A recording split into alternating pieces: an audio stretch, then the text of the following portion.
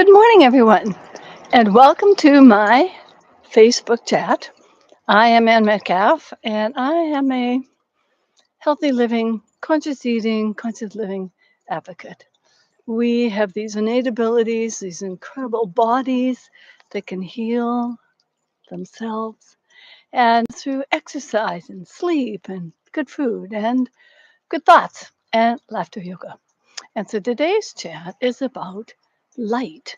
And we have this break in the weather. We've had mix of cloud and rain here in Delta, British Columbia. And so I'm so grateful on this day, which is actually our Canadian Thanksgiving, where a lot of people have the day off. And the talk is about the LED lights and how the changes in our lighting is actually affecting our health. So the title is Dimmed Light, Dimmed Health, What the 2028 LED Rules Miss. Are new light laws dimming our vitality?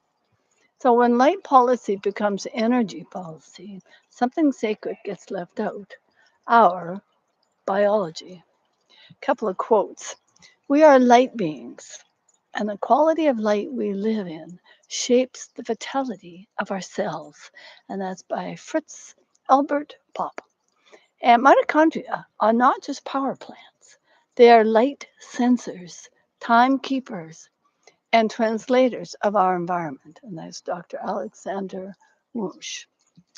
Now, what's happening? Well, by 2028, new United States regulations will require household bulbs to reach 125 lumens per watt, effectively banning not only incandescent and halogen lights already gone in most of North America, but also many of the broad spectrum LEDs that most resemble sunlight. What remains are ultra efficient but spectrally narrow bulbs, heavy in blue and yellow wavelengths, often stripped of the red, amber, and near infrared light our mitochondria depend on for regeneration and circadian balance. We were designed for full spectrum sunlight, the warmth of dawn, the brightness of the day, the softness of dusk. Each phase carries information that synchronizes our hormones, mood, and energy. The more we live under light that mimics only one slice of that spectrum, the more our internal clocks lose rhythm, that circadian rhythm. Now, the truth about blue light, what your mitochondria love versus what they fear. Most people think of light as something that helps us see, but your body treats it more like food. Every cell in your body, especially your mitochondria, depends on light information to regulate energy, repair, hormones, and sleep. When we shift the spectrum of light around us, we literally change how our cells function. Blue light, in its natural form, is part of the sun's full spectrum. In balance with red, infrared, and ultraviolet rays, it tells your body it's daytime, time to move, think, and create. But in isolation, as found in most LEDs and screens, blue light becomes too strong. It signals midday to your brain long after sunlight or after sunset, keeping cortisol high and melatonin low. Over time, this mismatch can lead to fatigue, inflammation, eye strain, and mitochondrial stress. What are these mitochondria? Those beautiful spark plugs of life. They respond best to a rhythm of changing light. Sunrise is red glow, daylight's balance, and sunset's warmth, and darkness at night. Modern lighting has stripped that rhythm away.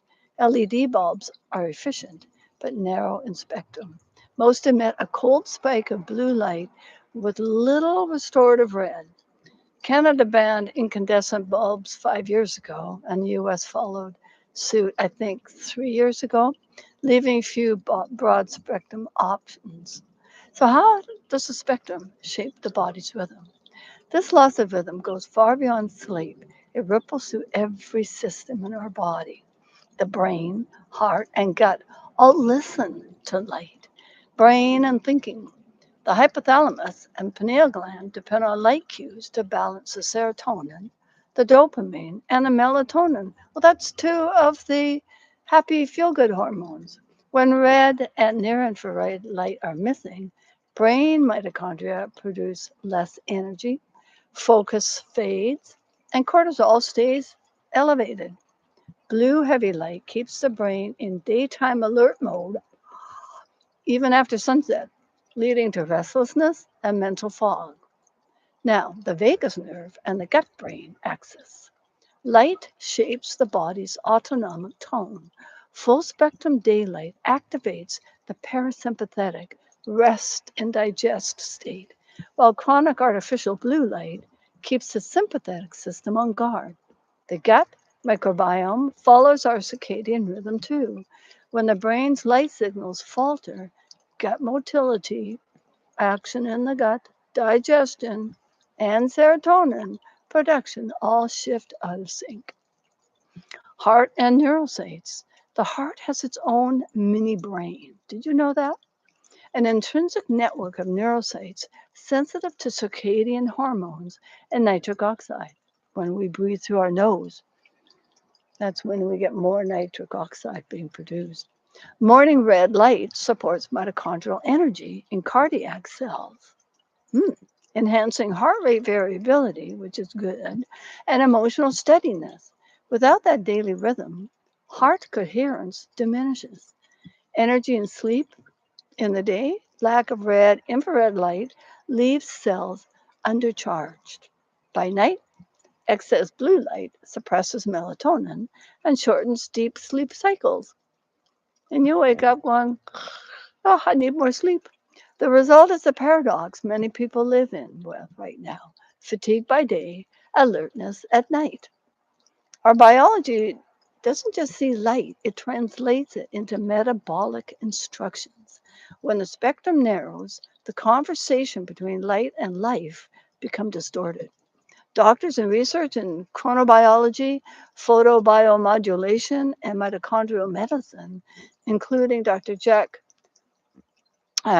Cruz, Dr. Alexander Wunsch, and Dr. Roger Sevolt, have shown how red and near infrared light play critical roles in ATP production, melatonin regulation, and DNA repair.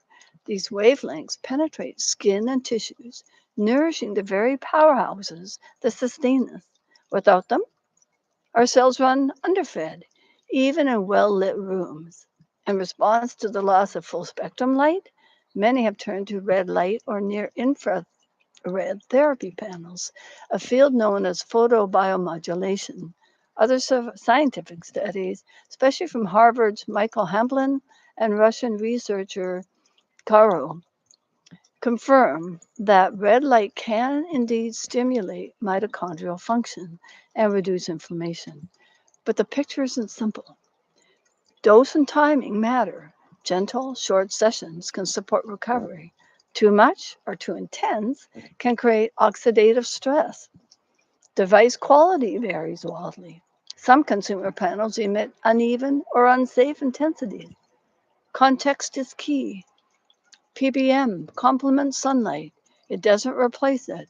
Morning and natural daylight remain the body's true rhythm keepers. So yes, red light helps, but it's only part of the full spectrum symphony.